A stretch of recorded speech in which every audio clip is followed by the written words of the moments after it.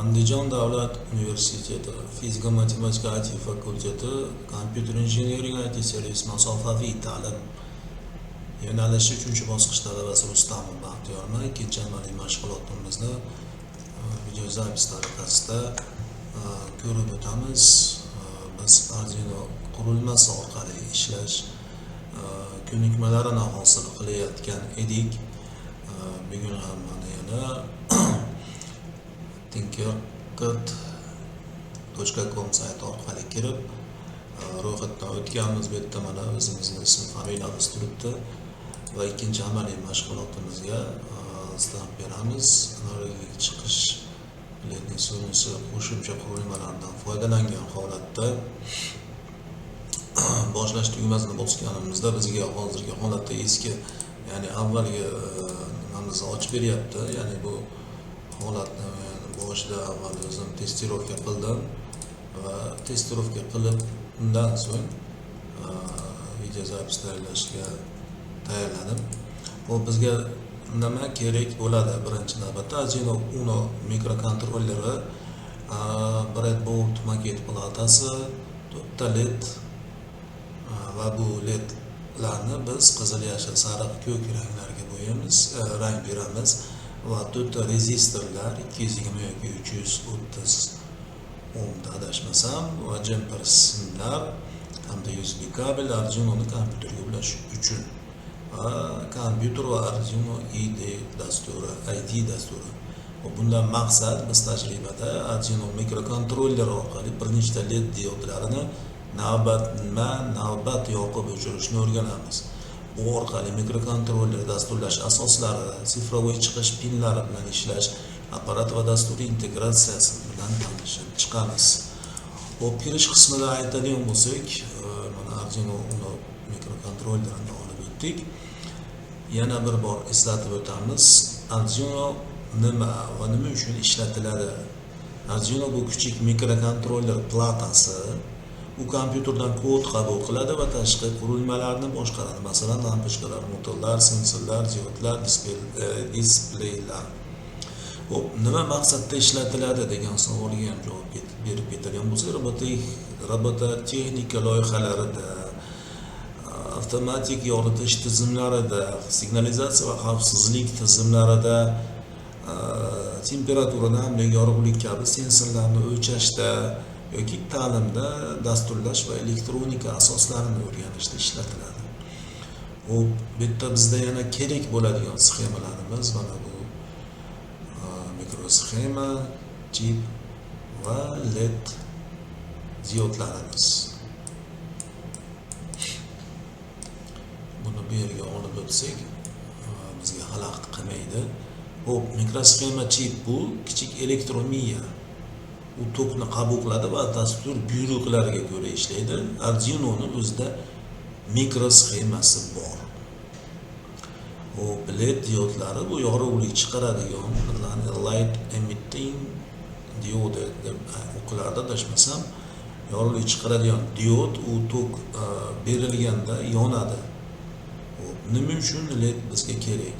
Chunki LED bu eng oddiy indikator orqali mikrokontroller ishlayaptimi, kod to'g'rimi, kod o'tmoqdami, shuni ko'rib chiqamiz. Bizda birinchi navbatda apparat tayyorgarligi birinchi qiladigan ishimiz, ya'ni apparatlarimiz mana Arduino Uno mikrokontroller breadboard orqali 4 ta LED bilan ulanishini ko'rib chiqamiz.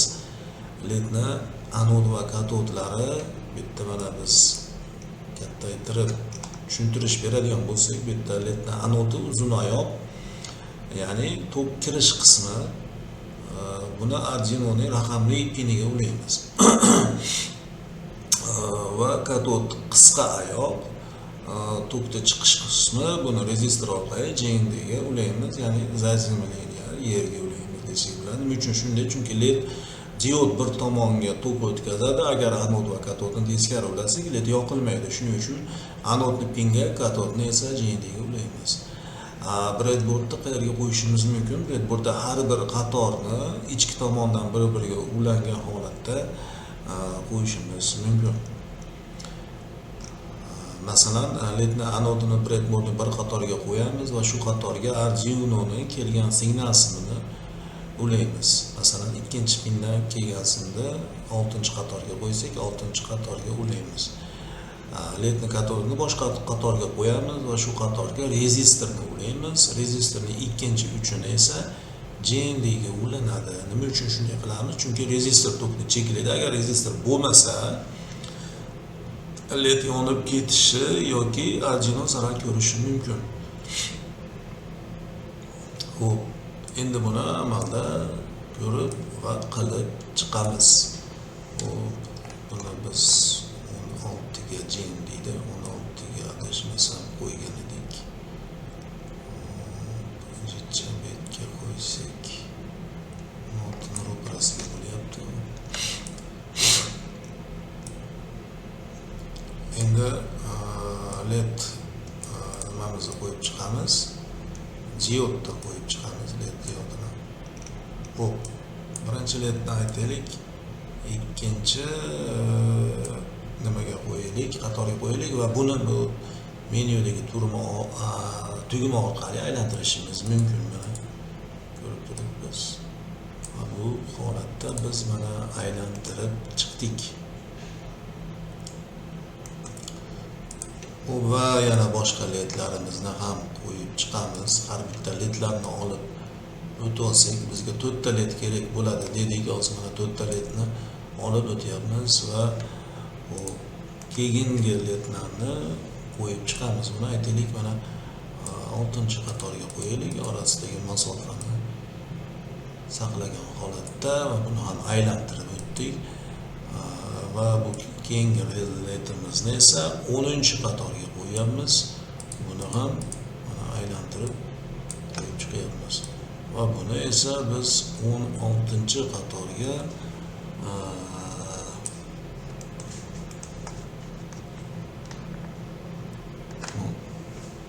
14-qatorga qo'yib chiqamiz ekan. Mana buni qo'ydik. Xo'p, endi nima qilamiz? Biz bunga ranglar berib olishimiz mumkin. Mana aytaylik, buni rangni qayerdan beramiz? Bunga aytaylik, yashil rang beraylik va bunga aytaylik,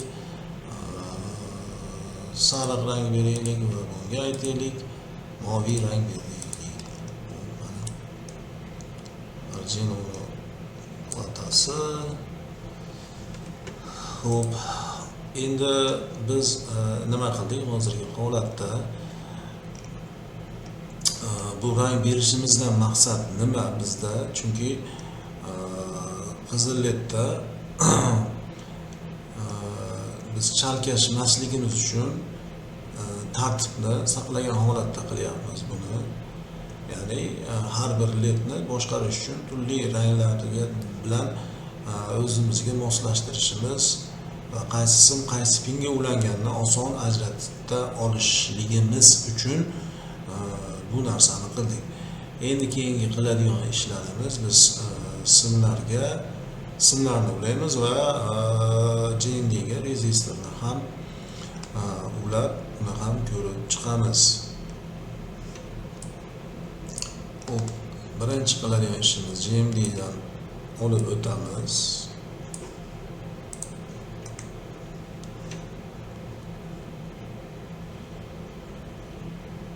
Aytaylik, bekka qo'ydik va ikki qo'ydik va yana uchini ushlagan holatda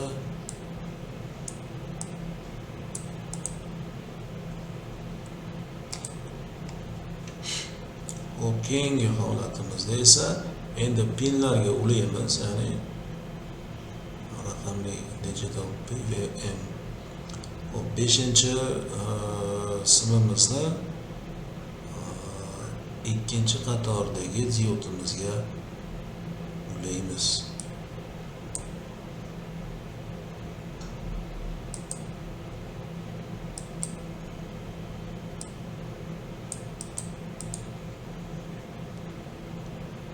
Ikkinchi qatorni ro'pasiga qo'yib oldik.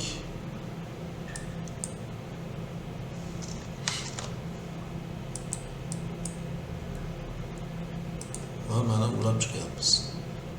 Xo'p, va 6-qatordagi diodimizga 4-pinni ulaymiz.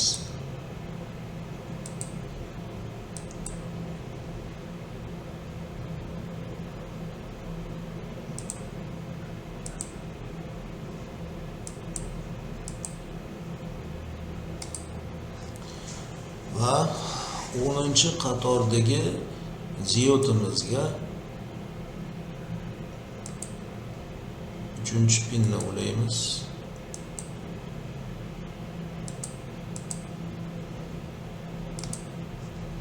Va oxirgisi 2-pinni 14-qatordagi diodimizga ulaymiz.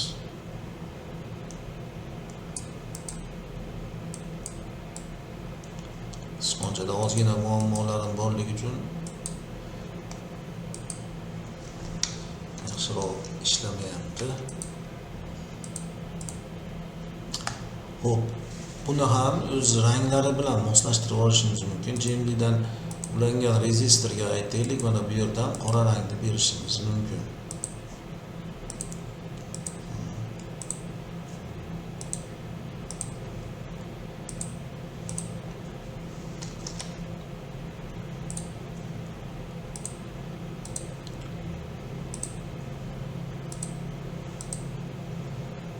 Hop, va 6-qatorga ulanganga o'zini rangini bersak deylik.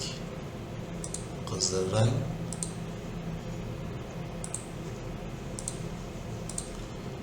Bu yashil rang o'zida qolaveradi va bunga sariq rang beramiz. Qizildan ajralmay qolar ekan, shuning uchun sariq rang beraveraylik. Va sariq rangni mana berib chiqyapmiz. Oxirgisi o'zini rang ko'rinib turibdi, moviy rangni beramiz.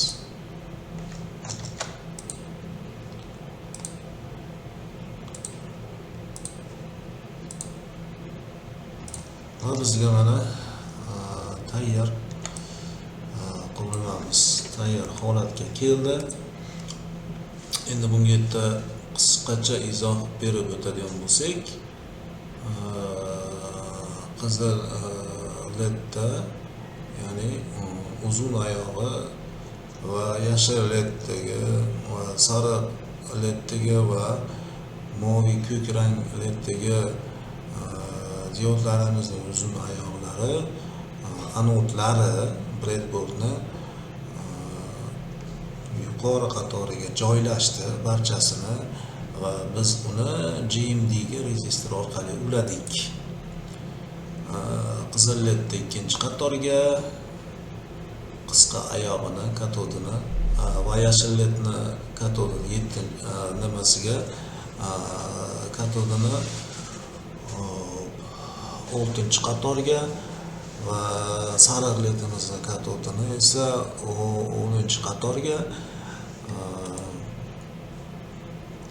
va ko'k ledimizni katodini esa biz 14-qatorga qo'ydik.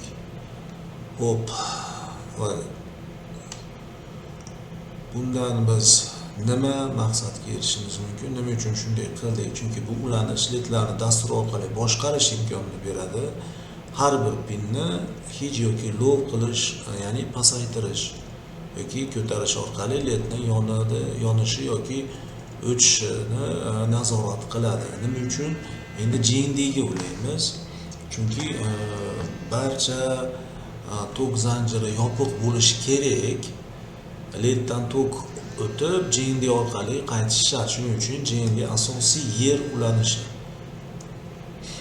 Endi nima uchun 2-chi, 3-chi, 4-chi, 5-chi pinlarga uladik? Chunki Arduinoda ko'plab raqamli chiqish pinlari bor. Biz ledlarni boshqarishimiz uchun 2, 3, 4, 5 pinlarni tanlab oldik. Nima uchun aynan ular deydigan bo'lsak, chunki ular raqamli chiqishga mos, kodda oson tartib bilan yozish mumkin va bir-biriga yaqin joylashgan breadboardga ulash qulay. Hop, endi bizda qilinadigan ikkinchi ishimiz visual block. Bu yerda mana kod qarab chiqaramiz. Bu yerda mana chiqishda biz pinni qo'yib olamiz. Set pin va boshqarishdan waytni olamiz. Mana yana set pin va boshqarishdan waytni olamiz. Buni keyinchalik tushuntiramiz va 5 qo'yib olamiz, chunki bizda 5 ta to'k o'tayotgani uchun hishni qoladi va bu pastdagi set pin esa buni ham 5 qilib olamiz va buni low qilamiz. Hop, nima uchun biz bunday qildik? ledni yoqish va o'chirish oson tushunishligi uchun hamda kod mantig'ini ko'z bilan ko'rishimiz mumkin bu yerda. Hop, Visual blok dasturlashi bizda blokli dasturlash blokini ko'rsatyapti. Uni izoh va tavsif qilib aytadigan bo'lsak, qisqacha set pin 5 to each, ya'ni mana bu ledda yonadi, wait 1 seconds, ya'ni 1 soniya kutamiz. Set pin 5 to low, ya'ni led o'chadi, wait 1 seconds va yana 1 soniya kutamiz. Nima uchun? Bu blokli dasturlash usuli, ya'ni yangi o'rganuvchilar uchun qulay holat va kod yozish shart emas, bloklarni to'g'ri joylashtirish orqali ledni boshqarishimiz mumkin. Endi bu holatni biz kod C++ dasturlash tilida qilamiz. Va nimaga aynan C++ dasturlashdi? Chunki blokli dasturlashdan keyin haqiqiy kodga o'tish kerak, chunki Arduino asosan C++ dasturlash tilida yozilgan. Buni mana bloklardan biz matn deymiz. Bitta hozir biz tarjima qilib olganimiz uchun bizda matn turibdi. Inglizki matnlarda, yozuvlarda bitta tekst yozuv bo'lishi mumkin. Va matnga kirgan holatda bu blokli holati edi. Biz matnga kirgan holatda biz nima qilishimiz mumkin? Bu yerda endi mana kod yozib, kod bilan tekshirib ko'ramiz va qanday natijaga erishishimiz mumkin. Kod avvalida menda bor edi, bu kodni hozirda olib o'taman va bunga qisqacha izoh beraman. Menda bo'sh joy deyapti. Endi bu yerda inglizkida o'zida qoldiradigan bo'lsak, bu yerda void setup, void loop. Hop, nima degani endi bu? Ya'ni pin mode turibdi. Mana bu yerda pin mode 5 output, bu 5-pinni chiqishga tayyorlayapti. Bu yerda for output, bu yerda 4-pin, 3 3-pin, 2 va 2-pinni chiqishga tayyorlayapti. Hop, loopdagi holatni izohlaydigan bo'lsak, bu yerda digital write 5 each delay 1000, ya'ni qizil led yonadi bu holatda. Digital write 5 low delay 1000, bu yerda qizil led o'chadi. Va xuddi shunaqa 4, 3, 2 ledlarga ham taalluqli bu izohlarimiz. Bu yerda pin mode, mana bu pin mode nima degani? Bu degani qaysi pin chiqish yoki kirish ekanligini belgilaydi. Digital write, mana bu esa bu yerda pinni hech yoqish yoki low o'chirish qiladi. Delay 1000, bu yerda 1000 millisekundda 1 soniya kutamiz. Bu kodda har bir led navbatma-navbat yoqilib o'chiriladi.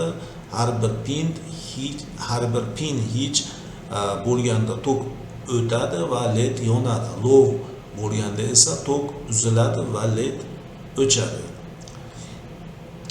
To'liq ulanish va ishlash uchun bizda ledlar rezistor bilan ulangan holda ko'rsatilgan. Mana buni biz asosiy ekranda ko'rib chiqamiz.